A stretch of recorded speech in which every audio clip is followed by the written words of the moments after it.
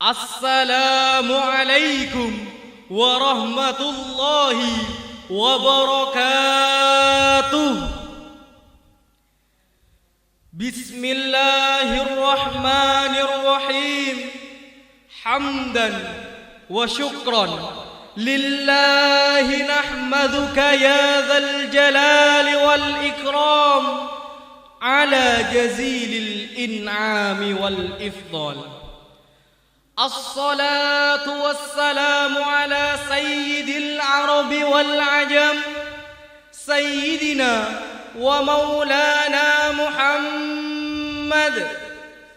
Ya Nabi salam alaika, ya Rasul salam alaika, ya Habib salam salam alaika, ya Nabi salam alaika, ya Rasul salam alaika, ya Habib salam salam alaika,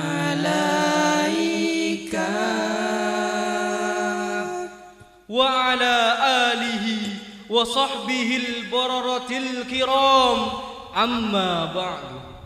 Dewan Hakim yang arif nan bijaksana, hadirin wal hadirat sebangsa setanah air yang berbahagia. Dunia yang begitu besar dan jarak yang amat jauh antar satu negara dengan yang lainnya tidak lagi menjadi penghalang bagi seseorang untuk mengetahui apa yang terjadi di belahan dunia lainnya.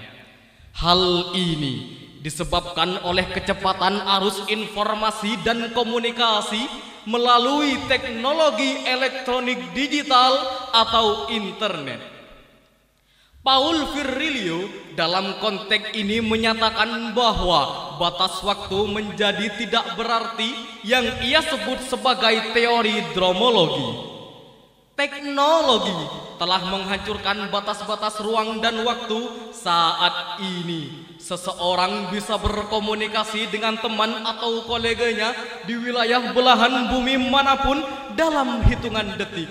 Dan hal itu menggantikan waktu tempuh yang mungkin bisa mencapai puluhan jam.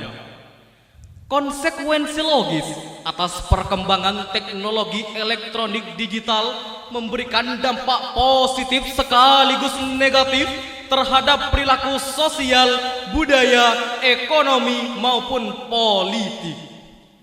Salah satu contoh mengenai apa yang hari ini kita sebut sebagai media sosial, yaitu Facebook, WhatsApp, Instagram, YouTube, dan lain-lain.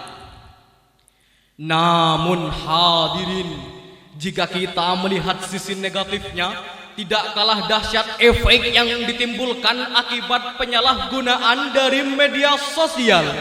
Misalnya, bagaimana seseorang dapat menciptakan kebohongan atau propaganda yang dapat menjadinya konflik ataupun hoax melalui media sosial. Akhir-akhir ini, realitas yang terjadi di tengah-tengah kita sangat memprihatinkan dan membutuhkan perhatian, yakni mudahnya masyarakat terpengaruh oleh berita hoax, lalu dengan mudahnya menyebarkan berita tersebut tanpa memperdulikan benar atau tidaknya berita tersebut. Hal ini menandakan kurangnya pemahaman masyarakat mengenai berita hoax dan apa saja dampak yang akan ditimbulkannya. Penyebaran berita hoax banyak dilakukan oleh kaum pengangguran gak ada kerjaan yang paginya malas-malasan, siangnya hanya rebahan, malamnya malah keluyuran. Orang-orang seperti inilah yang kerjanya cuma gadget-gadgetan, geser-geser langsung share, gak tahu salah apa bener langsung pamer, dan mudah fair tanpa filter. Saat ini ragam berita kontroversi telah banyak menghiasi tayangan media sosial dan televisi. ancaman hoax dan provokasi, bahkan media menjadi sarana penyebaran ideologi yang dapat merubah jati diri generasi muda bangsa ini. Jika hal ini terus-terus terjadi, maka generasi muslim yang akan datang semakin terdegradasi dan moralnya akan terombang-ambing ke sana ke sini. Oleh sebab itu, menanggapi permasalahan tersebut, maka izinkan kami pada kesempatan yang insyaallah penuh dengan barokah ini untuk menyampaikan syarahan Al-Quran yang berjudul Respon Al-Quran dalam menyikapi berita hoax dengan landasan surah An-Nur ayat 11. A'udzu billahi minasy syaithanir rajim.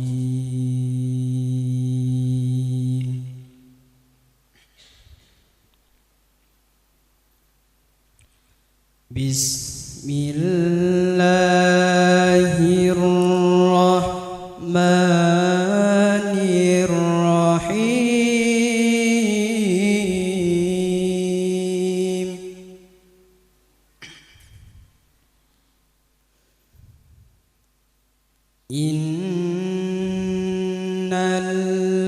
Innalladzina ja'u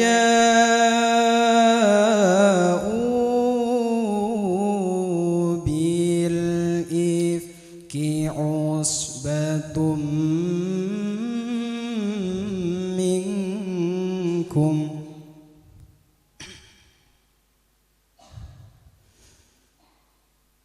la tahsabuhu syarran lakum bal huwa khairul lakum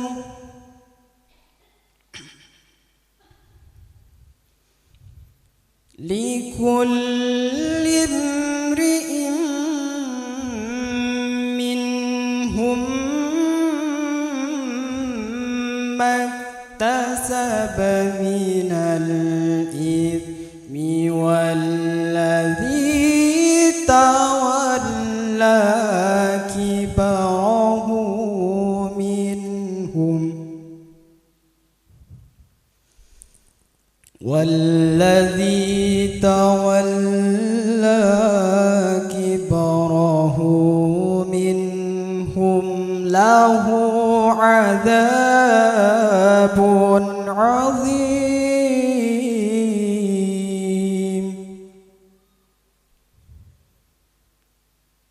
والذي تولى كبره منهم له عذاب عظيم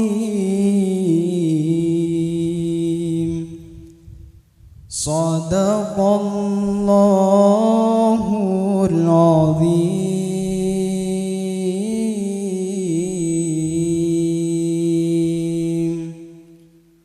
Aku berlindung kepada Allah dari godaan setan yang terkutuk dengan menyebut asma Allah yang Maha Pengasih lagi Maha Penyayang.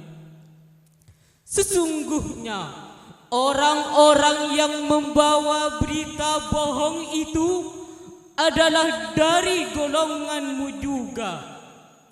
Jangan kamu kira bahwa berita bohong itu buruk bagimu, bahkan ia baik bagimu.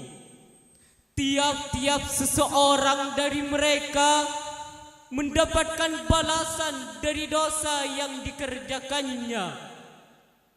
Dan siapa di antara mereka mengambil bagian terbesar dalam penyebaran berita bohong itu, baginya azab yang besar. Maha benar Allah atas segala firman-Nya. Dalam tafsir Al-Marawi jilid 17 halaman 147 sampai 154 dijelaskan bahwa Allah Subhanahu wa taala mencela orang-orang beriman karena terpengaruh oleh berita bohong atau hoax yang disebarkan oleh para pembohong tentang Sayyidah Aisyah. Di sisi lain, ayat ini mengandung ungkapan iltifat atau sindiran yang ditujukan kepada orang-orang yang diajak bicara. Maksudnya, mengapa wahai kalian golongan orang-orang yang menuduh mempunyai dugaan seperti itu dan berani mengatakan hal demikian? Keimanan seharusnya mendorong kalian untuk berprasangka baik dan mencegah kalian untuk menyakiti diri kalian sendiri, yakni orang mukmin lain yang seakan-akan diri kalian sendiri. Profesor Dr. Muhammad Quraisy Shihab dalam tafsirnya Al-Misbah volume 9 halaman 298 juga menjelaskan bahwa ayat di atas menerangkan adanya siksa yang pedih bagi yang terlibat langsung dalam penyebaran berita hoax, khususnya yang paling berperan. Di sisi lain, ayat ini menjelaskan bahwa yang terlibat langsung akan adanya siksa, yakni di dunia dan di akhirat. Adapun azabnya di dunia ialah diperlihatkannya kemunafikannya di tengah khalayak dan dapat ditemukan indikatornya yang sangat jelas pada diri seorang munafik yang sangat terkenal di masa Rasulullah, yakni Abdullah bin Ubay bin Salul, yang akhirnya mati sebagai munafik terbesar. Bahkan Allah Subhanahu wa taala menganggapnya kafir dan melarang Nabi Muhammad sallallahu alaihi wasallam untuk mendoakannya. Hadirin wal hadirat sebangsa tanah air yang berbahagia. Lalu bagaimana cara kita untuk menanggapi permasalahan berita hoax yang marak terjadi di era digital ini? Secara konkret, Al-Quran memberikan solusi.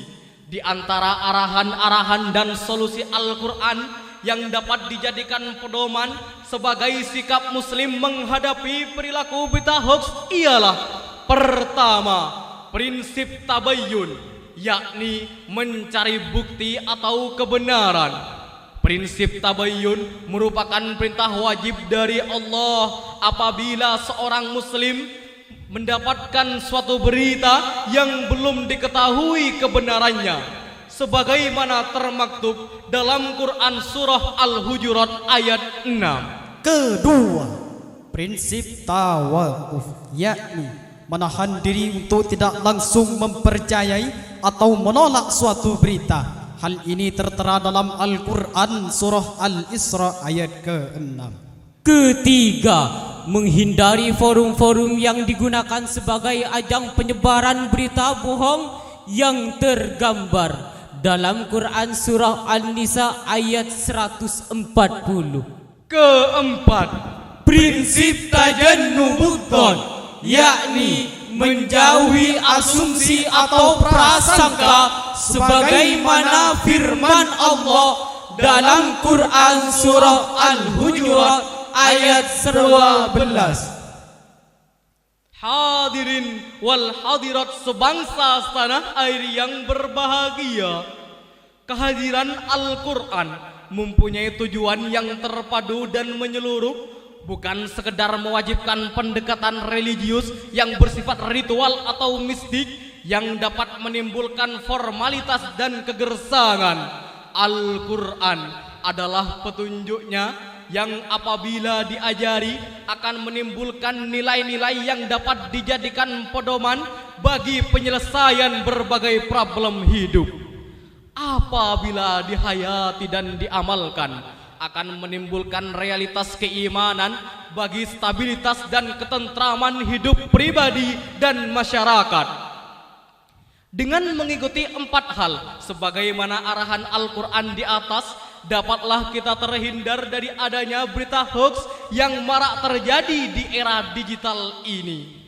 Hadirin wal hadirat sebangsa setanah air yang berbahagia, dari penjelasan di atas dapatlah kita tarik benang merahnya bahwa perkembangan dan kemajuan teknologi merupakan suatu keniscayaan yang tidak bisa kita hindari, yang terus membawa arus informasi dan komunikasi semakin cepat hingga kita bisa mengetahui suatu peristiwa di belahan dunia seperti kilat.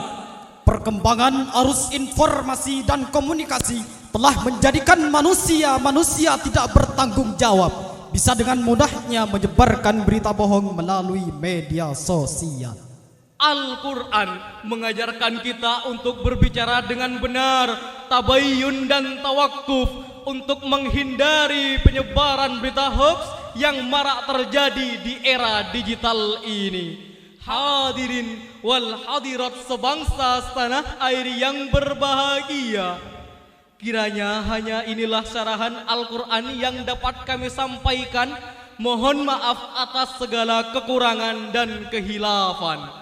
Reng beriman jaga lopae, jaga lisan benjaga ate, adep asor ben pangastete, odi jemper tada amusoe, odi jemper tada amusoe.